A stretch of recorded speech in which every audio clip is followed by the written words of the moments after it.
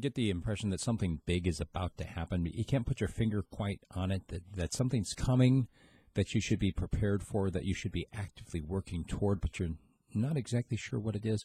You see, my wife and I, my families, along with some friends, we've been talking about the possibility that something's coming, maybe something that we haven't seen anything like before in our lifetime, something that is on the level of something like the Great Reformation or something like the Great Schism, something where big, life-changing, historical, that some kind of movement is beginning that is bigger than us, bigger than me, bigger than you.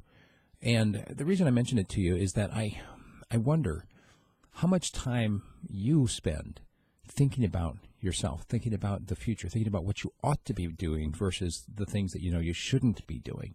There's a difference between commission, where you do something wrong, you did it, you committed the crime, you committed the sin, whatever, and then there are those of omission, the good that you ought to be doing but haven't gotten around to doing it yet.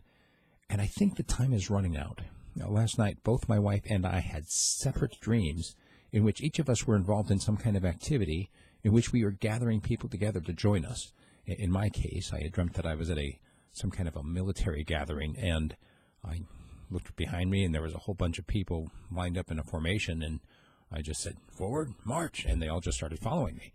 And I led them through this kind of maze of other marching squadrons and off to a different location. And then I woke up, and my wife, meanwhile, dreamt about being at our house and looking out in the backyard and seeing all these fruit trees that were just laden with fruit, ready to be picked. Have to get it now before the birds and the insects get to it. And so she started gathering all of her friends and calling people, "Come on over, help us to go and gather the fruit." And I think that both of those dreams may be related in some bigger way to this idea, maybe the stuff that we've been talking about, that something's coming, some kind of a sea change in the way that people live.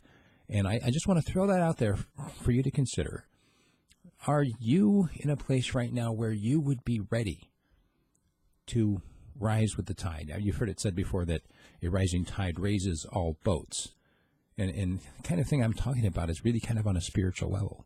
Whether it's a church issue or whether it's a political movement or whatever else, if something comes in and raises up that level of consciousness, for lack of a better term, it's going to raise everybody with it, except for those who are not float-worthy. If you've got a vessel that's got a bunch of holes in it, and that tide comes in, your boat's not going to go up. It's going to fill up and sink. And I'm going to throw that out there, that he who has ears to hear kind of chew on that. The word revival, if it were to begin today, would you be ready for it? Just a thought, something to chew on. Please engage me. Any questions or interest, send me an email, steve@radiofreespeech.com. Thanks.